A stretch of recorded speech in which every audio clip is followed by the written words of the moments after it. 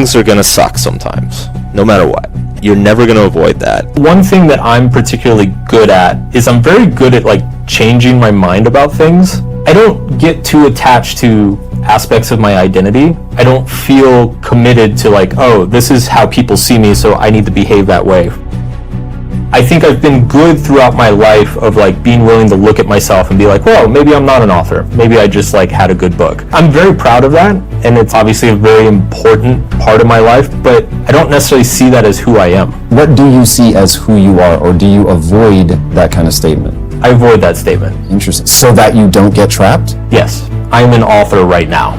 And if that one day it stops being useful being an author, I will stop being an author. I think if I have a talent, personally, I think it's just the ability to kind of like swap labels within my identity. And I think being able to observe myself do that is what allowed me to write well about these topics. How do we make it easier for people to implement behavioral change, whether it's through apps, whether it's through video courses, whatever? That's kind of like become the problem I'm like zeroing in on at this stage of my career. What's more valuable to the world?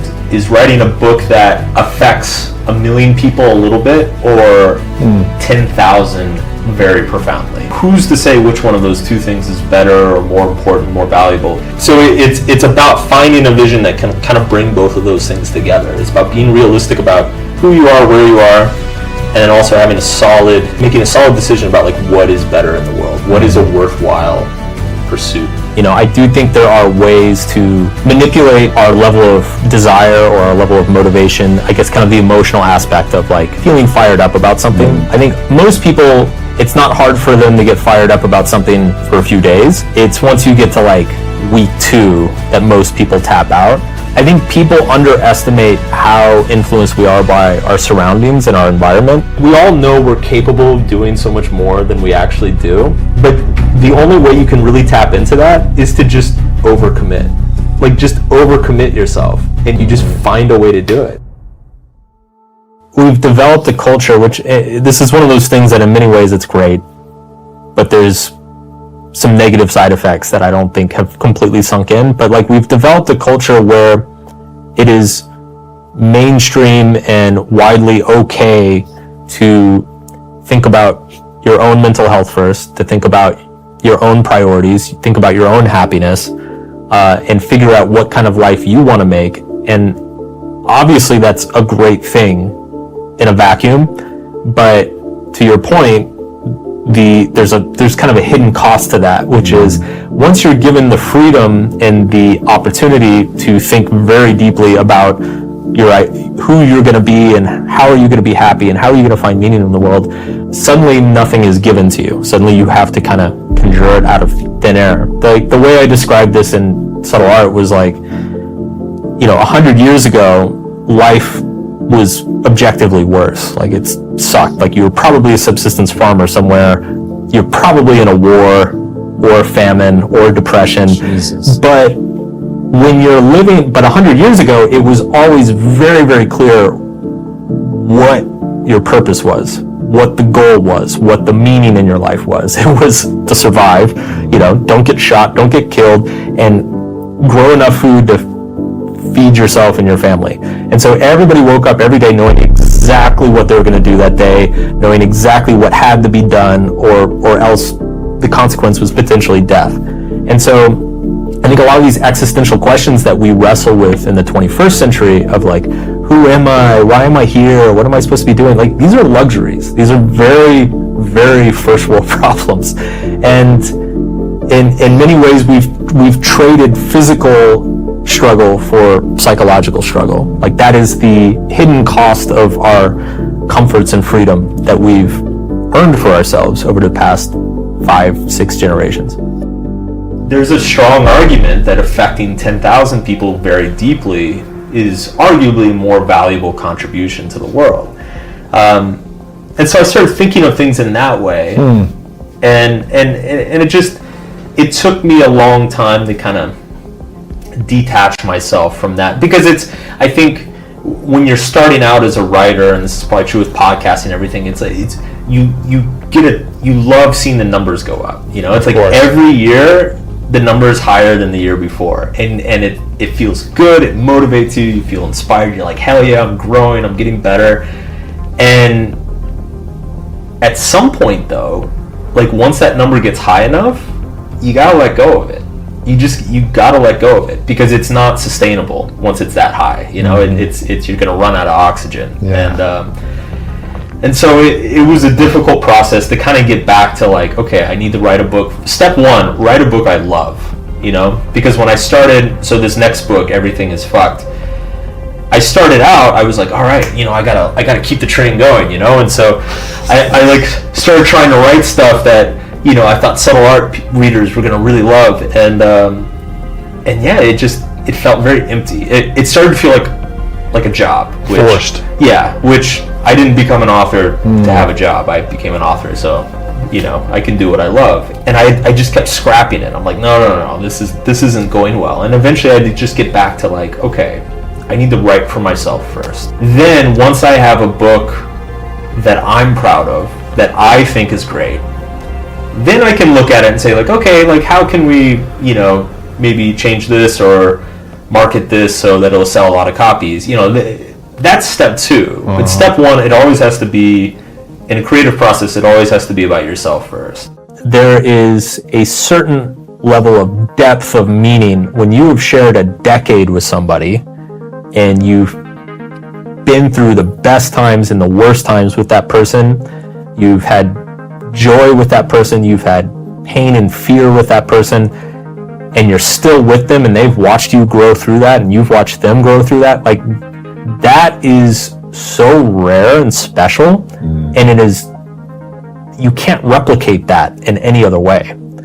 And once that clicked for me, that like, wait a second, this thing that I've been spending all these years focusing so much on was oversold to me, was like overhyped, dating a bunch of people and hooking up with a bunch of hot girls and getting all that validation from that.